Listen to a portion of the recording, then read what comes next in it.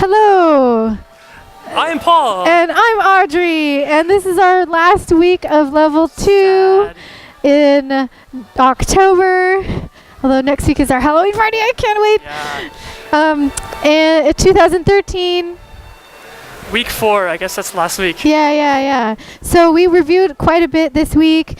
We did everything in open so far, so we talked about getting into closed position. So closed position and open position, the ability to transition between those two doubles the number of figures that you know. So instead of passing by in open, you can pass by into closed, and the same for virtually every other pass by that we learned. So you now know like at least 20 variations total, I think. Yeah, I think it was a good exercise, like whatever pass by you know, to try and do it into closed at home. Just try it out. So make it work.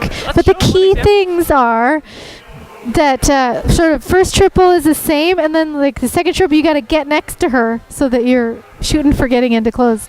1, 2, 3, and 4, 5, and 6. Whoops, did we go out of this? That's right.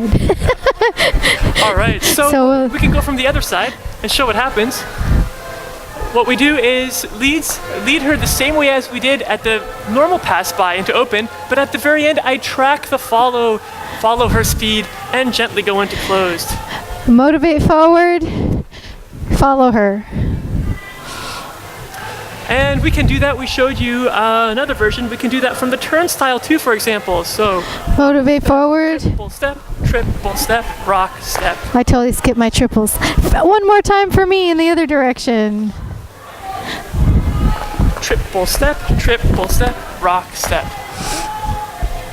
And we also showed the hardest one, which was anything that is in right to right. You have to change the hand before you do this. And the reason for that leads is because we want this hand actually to go around our follows gently.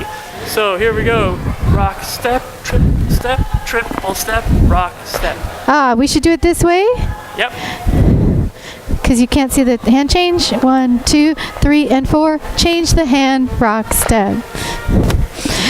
And so try it out with any of the other 6-count pass-bys that you know. There's also your circle to get into closed. Once we were in closed, we did a super sweet tuck turn. You may have done the tuck turn not very dynamic before, but this one gets your whole body into it, and it uses more of that pivot motion that we talked about in class. So we're pivoting the follower around the left foot first. We're stepping straight out to our left as she gives a rotational rock step. This creates tension between us so that when we release, she'll want to close in front of us like so.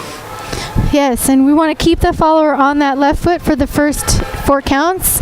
Triple step, and then rotate, flip it around, rotate on the right foot. And once again, we are actually not cranking her from the arm. We're creating the motion from her body. At least we may assist a little bit with the forearm on the pop out, and then just create a nice wide arc over her head with your hand. We also want to get that flying feeling by making sure that this other hand, when it's connected, goes toward the, it extends toward the follower first, out, and then in toward your hip, very low, and then release above. So it feels like that swoopy motion, boom, down, whoo. Yeah, it's a very open feeling. It gets your shoulders into it and your hips into it. So it's more of a body lead like we've been talking about all month, and less with cranking arms or anything like that. And the reason we did all of these different moves in both 6 and 8 and open and close is to give you maximum flexibility for